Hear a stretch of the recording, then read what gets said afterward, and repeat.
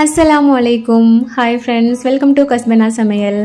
காயல்பட்டினம் இறால் தொப்பி வடா, அதாவது இது பேர் மஞ்சள் வடா தான். சில சின்ன பிள்ளைங்க தொப்பி வடா அப்படின்னு சொல்லுவாங்க. இது காயல்பட்டினத்தோட ட்ரெடிஷ்னல் ரெசிபி. இந்த வடா ஈவினிங் டைம்ல சாப்பிட்றதுக்கு ரொம்ப கிறிஸ்பியா, டேஸ்ட்டும் சூப்பராக இருக்கும். காயல்பட்டினம் இல்லாத மற்ற ஊருக்காரங்களுக்கு இது ரொம்ப ரொம்ப டிஃப்ரெண்டான ஒரு ரெசிபியாக இருக்கும். டேஸ்ட்டுமே ரொம்ப பிடிச்சிரும் உங்களுக்கு. ஒரு சில விஷயங்கள் கரெக்டாக பண்ணோம் அப்படின்னா இது ரொம்ப சூப்பராக பண்ண முடியும். இதோட ரெசிபி நான் கிளியராக சொல்லியிருக்கேன். வீடியோவை ஸ்கிப் பண்ணாமல் பாருங்கள். இப்போ வாங்க வீடியோக்குள்ளே போகலாம்.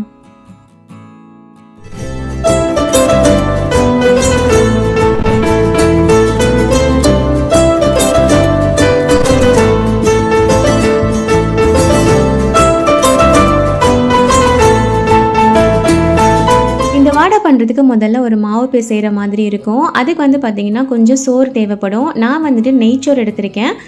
நார்மல் ரைஸ் இருக்கும் இல்லையா, ஒயிட் ரைஸ், அதில் கூட பண்ணலாம். நாள் ஆக்கின நெய்ச்சோறு மிஞ்சி இருந்தது. ஸோ அதை நான் ஃப்ரிட்ஜில் வச்சுருந்தேன். அதை நான் எடுத்துக்க போகிறேன். ஒருவேளை நம்ம ரைஸ் யூஸ் பண்ணாமல் பண்ணுறோம் அப்படின்னா இதுக்கு ஒரு கூழ் மாதிரி காய்ச்சணும் ஒரு மாவு வச்சு. ஸோ அந்த மாதிரி பண்ணோம் அப்படின்னாலுமே நல்லா வரும். நான் மிஞ்சின ரைஸ் தான் எடுத்திருக்கேன். இதை நம்ம மிக்ஸி ஜாரில் சேர்த்துட்டு ஃபஸ்ட் நல்லா அடித்து எடுத்துக்கணும். தண்ணிலாம் ஊற்றாமல் நல்லா நைஸாக அடித்து எடுத்துக்கோங்க. நான் ஒரு 20 வடாக்கு மேலே வர்ற மாதிரி தான் ட்ரை பண்ணேன். ஸோ அதனால் ரைஸ் கொஞ்சம் நிறையாவே நான் எடுத்திருக்கேன். நீங்கள் கம்மியாக பண்ணுறீங்க அப்படின்னா அளவு அப்படியே கம்மி பண்ணிக்கோங்க. ஓகே, ரைஸ் பார்த்தீங்கன்னா இப்போ அரைச்சி எடுத்தாச்சு. இதுக்கு முக்கியமாக ஒரு மாவு தேவைப்படும். காயல்பட்டினம் சைடு பருமாவு அப்படின்னு சொல்லிட்டு ஒரு மாவு ரெடி பண்ணி எல்லார் வீட்லேயுமே வச்சுருப்பாங்க. அதாவது நார்மலாக இடியப்ப மாவு அரைப்போம் இல்லையா, அதுவே கொஞ்சம் பெரிய சைஸாக இருக்கிற மாதிரி இருக்கும். பச்சரிசியை நல்லா கழுவி காய வச்சுட்டு மிஷினில் அரைக்க கொடுப்போம் இல்லையா, அது கொஞ்சம் குறைன்னு இருக்கிற மாதிரி அரைச்சி நல்லா வறுத்து ரெடி பண்ணி வச்சுருப்பாங்க. காயல்பட்டினத்தில் நிறைய வகையான ரெசிபிக்கு இது யூஸ் பண்ணுவாங்க. இது இல்லை அப்படின்னா நார்மல் இடியப்ப மாவு அதுக்கப்புறம் ரவை, இது ரெண்டும் கலந்து கூட பண்ணலாம். ஸோ அதுவுமே நான் சொல்கிறேன். இந்த மாவு பிசைறதுக்கு பார்த்தீங்கன்னா இதுதான் சரியான அளவு அப்படின்னு சொல்லிட்டு சொல்ல முடியாது. பட் எப்படி பிணையணுங்கிறத நான் சொல்கிறேன்.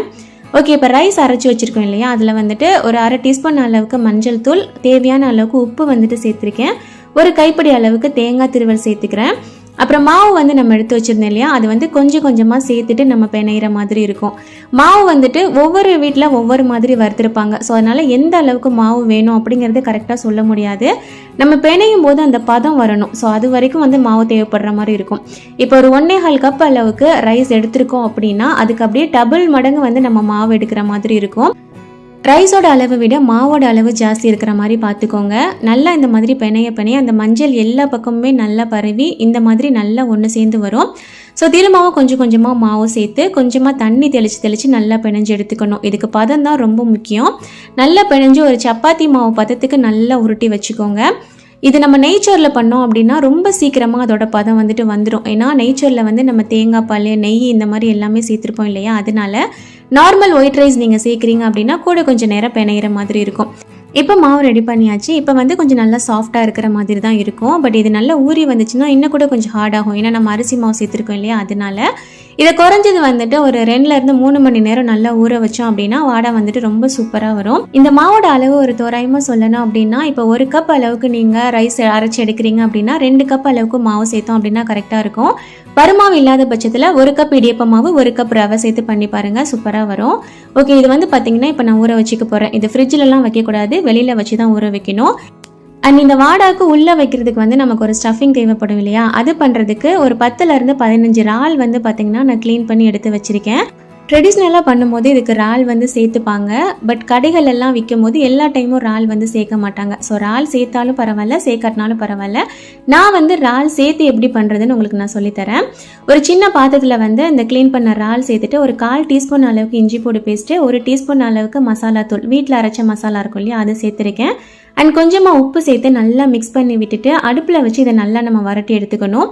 தண்ணி, எண்ணெய் இந்த மாதிரி எதுவுமே சேர்க்க தேவையில்லை. ஜஸ்ட் இந்த 3 பொருள் மட்டும் சேர்த்துட்டு நல்லா வேக வச்சு எடுத்துக்கிறோம், அவ்வளோதான். இறால் இல்லை அப்படின்னா நம்ம மாசித்தூள் மட்டும் சேர்த்து பண்ணிக்கலாம். பட் இறால் சேர்க்கும் போது ஒரு டேஸ்ட் இன்னும் கூட கொஞ்சம் நல்லாயிருக்கும்.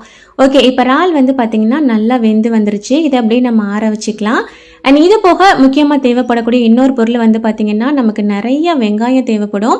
இந்த ஸ்டஃபிங் பார்த்தீங்கன்னா ஒரு சிலர் வதக்கியும் பண்ணுவாங்க, ஒரு சிலர் வதக்காமலும் பண்ணுவாங்க. பட் நான் இன்னைக்கு பண்ண போகிறது பார்த்தீங்கன்னா வதக்காமல் சிம்பிளாக சீக்கிரமாக எப்படி பண்ணுறது அப்படிங்கிறது தான். வதக்கி பண்ணுற மெத்தட் எதுக்காக அப்படின்னு பார்த்தீங்கன்னா, நம்ம ஸ்டஃபிங் வதக்கிட்டு நம்ம ரெடி பண்ணி வாடாக்குள்ளே வச்சு ரெடி பண்ணுறோம் அப்படின்னா நெக்ஸ்ட் டே ஆனாலும் அது வந்து கெட்டு போகாமல் இருக்கும். பட் வதக்காமல் பண்ணும்போது நம்ம அன்னைக்கே காலி பண்ணுற மாதிரி இருக்கும். நெக்ஸ்ட் டே வச்சோம் அப்படின்னா சீக்கிரமாக கெட்டு போயிடும். பட் பெரும்பாலும் காயல் பணத்தில் சேலுக்கு கொண்டுட்டு வருவாங்க இல்லையா, அவங்க வந்துட்டு இந்த மாதிரி வதக்காம தான் பண்ணுவாங்க. ஏன்னா அவங்களுக்கு அன்னைக்கே காலி ஆயிரும் இல்லையா. அதனால நானுமே அதே மெத்தடில் தான் பண்ணுறேன். இப்படி பண்ணும்போது உங்களுக்கு வடை இன்னுமே நல்லா கிறிஸ்பியாக வரும் வதக்கி பண்ணுறதை விட. ஓகே, ஸ்டஃபிங்க்கு இப்போ ஒரு 2 கப் அளவுக்கு நறுக்குன வெங்காயம் எடுத்திருக்கேன். கூடவே 1 கப் அளவுக்கு திருவின தேங்காய் சேர்த்துக்கோங்க. அப்புறம் இறால் வந்து நம்ம வரட்டி வச்சுருந்தோம் இல்லையா, அது கொஞ்சம் பெரிய பெரிய பீஸாக இருந்தனால இந்த மாதிரி நான் சின்ன சின்னதாக கட் பண்ணி வச்சுருக்கேன். அப்போ தான் எல்லா வாடாக்குமே நமக்கு இறால் கிடைக்கும் அப்படின்றதுக்காக. நீங்கள் இறால் சேர்க்கலை அப்படின்னா இதை வந்துட்டு அப்படியே ஸ்கிப் பண்ணிக்கோங்க. அண்ட் இதுக்கப்புறம் முக்கியமாக தேவைப்படுறது வந்து மாசி பவுடர். இதுவுமே காயல் பட்டணத்தில் எல்லார் வீட்லேயுமே ரெடி பண்ணி வச்சுருப்பாங்க. ஒரு 3 டீஸ்பூன் அளவுக்கு நான் வந்துட்டு சேர்த்துருக்கேன். அண்ட் ஸ்டஃபிங்க்கும் நம்ம வந்து மஞ்சள் தூள் சேர்க்கணும். ஒரு 1/2 டீஸ்பூன் அளவுக்கு மஞ்சள் தூள். அண்ட் அதுக்கப்புறம் முக்கியமான பொருள் வந்து பார்த்தீங்கன்னா கீரை பொடி. ரமலான் ப்ரிப்ரேஷன் வீடியோவில் போட்டிருந்தேன் இல்லையா, வத்தல், ஜீரகம், சோம்பு இது எல்லாத்தையும் வறுத்துட்டு பவுடர் பண்ணி வைக்கிறது. இது கண்டிப்பாக சேர்க்கணும், நல்ல வாசமாக இருக்கும். எப்படி பண்ணணும்னு தெரியலன்னா என்னோட ரமலான் ப்ரிப்ரேஷன் வீடியோ வந்துட்டு லிங்க் கொடுக்குறேன், செக் பண்ணி பார்த்துக்கோங்க.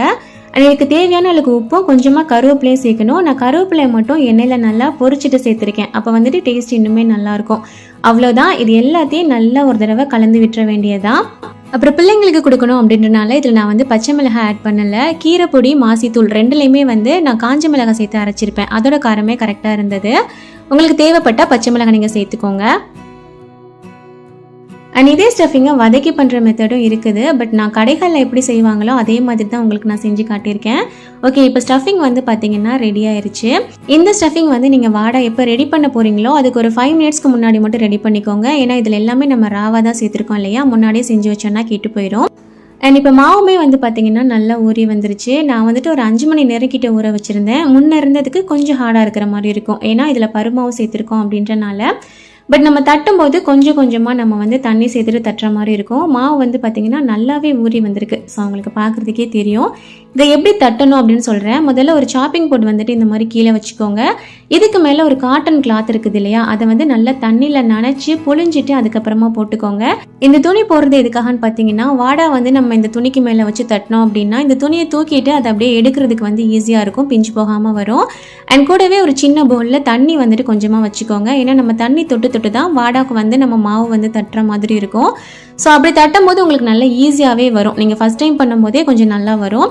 ஒரு உருண்டை எடுத்துட்டு கொஞ்சம் கொஞ்சமாக தண்ணி எடுத்துட்டு இந்த மாதிரி அப்படியே தட்டி விட்டுட்டே இருங்க. ஓரத்தில் வந்து லைட்டாக வெடிப்பு வர மாதிரி இருந்தது அப்படின்னா அதையுமே நல்லா ப்ரெஸ் பண்ணி கொடுத்துக்கோங்க. ஒரு வாடாக்கு நம்ம இந்த மாதிரி 2 பீஸ் வந்து தட்டுற மாதிரி வரும். ஒரு பீஸ் சின்னதாகவும் ஒரு பீஸ் வந்து கொஞ்சம் பெருசாகவும் இருக்கிற மாதிரி இருக்கும். இப்போ இந்த லேயர் வந்து நான் எடுத்து காட்டுறேன் பாருங்கள். நம்ம துணியில் போட்டனால எடுக்கிறதுக்கு இந்த மாதிரி ஈஸியாக வரும்.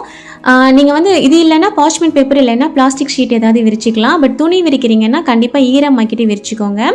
ஓகே, இதுக்கு மேலே ஒரு மூடி வந்து நம்ம போடுற மாதிரி இருக்கும். அதோட சைஸ் வந்து கொஞ்சம் பெருசாக வந்து மாவு எடுத்துக்கோங்க. ஆல்ரெடி தட்டி வச்சுருக்கீங்க இல்லையா, அதை விட கொஞ்சம் பெருசாக வந்து தட்டணும். ஏன்னா இதுக்குள்ளே வந்து நம்ம ஸ்டஃபிங் வச்சு அந்த லேயரை வச்சு நம்ம மூடி வைக்க போகிறோம். ஸோ கொஞ்சம் பெருசாக இருந்தது அப்படின்னா தான் ஃபுல்லாக வந்துட்டு கவர் ஆகும். ஸோ ஒரு வாடாக்கு வந்துட்டு இப்போ நான் வந்து உங்களை தட்டி காட்டியிருக்கேன். ஒன்று வந்து சின்னதாகவும் ஒன்று வந்து பெருசாகவும். இப்போ சின்னதாக தட்டியிருந்தோம் இல்லையா, அதில் வந்துட்டு நம்ம ரெடி பண்ணி வச்சுருந்த ஸ்டஃபிங் வந்துட்டு உள்ளே வச்சுக்கோங்க. ஸ்டஃபிங் வந்து அந்த மாவில் நடுவில் இருக்கிற மாதிரி வச்சுக்கோங்க, ஓரத்துலலாம் வந்துடக்கூடாது. ஏன்னா அப்போ தான் இன்னொரு லேயர் வச்சு மூடும் போது ஓரத்தில் வந்து நம்மளால் ஒட்ட முடியும். இப்போ இன்னொரு லேயர் எடுத்துகிட்டு அப்படியே இதுக்கு மேலே ஒரு மூடி மாதிரி போட்டு விட்டுருங்க. அதாவது தொப்பி மாதிரி போட்டு விட்டுற வேண்டியதுதான். ஸோ இந்த மாதிரி மேலே அந்த லேயர் வச்சதுக்கப்புறமா அதோட ஓரம் எல்லாத்தையும் நல்லா ஒட்டி விட்டுருங்க. லைட்டாக தண்ணி தொட்டு ஒட்டினீங்க அப்படின்னா நல்லாவே ஒட்டிக்கும். நீங்கள் ஓரத்தை வந்து சரியாக ஒட்டாமல் விட்டுட்டீங்க அப்படின்னா அதில் கேப் இருந்ததுன்னா நம்ம எண்ணெயில் போட்டோன்னா உள்ள ஸ்டஃபிங் எல்லாமே அப்படியே எண்ணெயில் பிரிஞ்சு வந்துடும். ஸோ ஓரத்தை வந்து நல்லா தட்டி விட்டுக்கோங்க.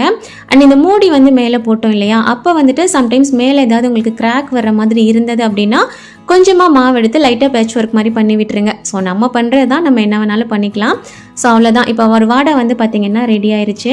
இதை நம்ம எண்ணெயில் போட்டு பொரிக்கிற வேலை மட்டும்தான். ஃபஸ்ட் டைமாக பண்ணுறீங்கன்னா இவ்வளோ பெருசாக பண்ணாமல் கொஞ்சம் சின்ன பீஸாக பண்ணிக்கோங்க.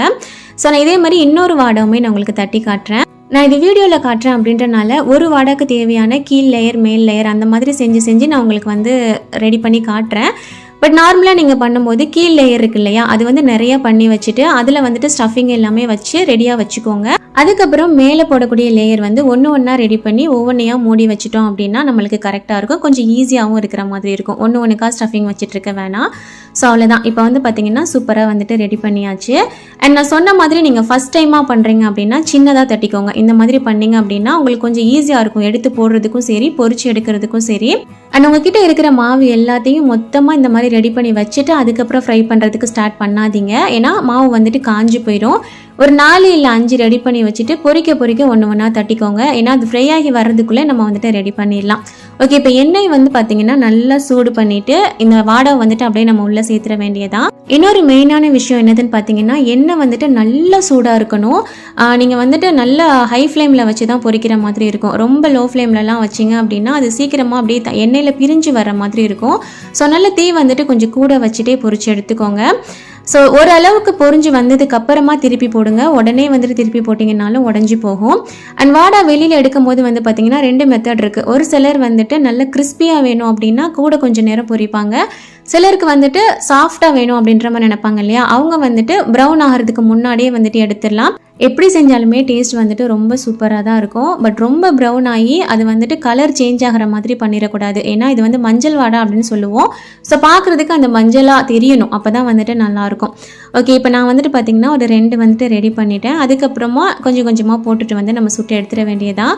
அதே மாதிரி மொத்தமாக ஒரு 4, 5 அப்படின்ற மாதிரி போடாதீங்க. ஏன்னா மாவு வந்துட்டு பிஞ்சு உள்ள ஸ்டஃபிங் வந்து வெளியில் வந்துடும். ஸோ அவ்வளோதான், காயல்பட்டினம் ட்ரெடிஷ்னல் ரெசிபி இறால் தொப்பி வடை, அதாவது மஞ்சள் வடை சூப்பராக வந்துட்டு ரெடி பண்ணியாச்சு. டேஸ்ட் ரொம்ப சூப்பராக இருக்கும். அண்ட் உள்ள ஸ்டஃபிங்குமே நல்லா வெந்து வந்திருக்கும். நல்லா மொறுன்னு டீ கூட சாப்பிட்றதுக்கு அண்ட் கறி கஞ்சி கூட சாப்பிட்றதுக்குலாம் ரொம்ப சூப்பராக இருக்கும். இன்ஷால்லா மட்டன் நோம்பு கஞ்சியோட ரெசிபி நான் உங்களுக்கு சீக்கிரமாக ஷேர் பண்ணுறேன்.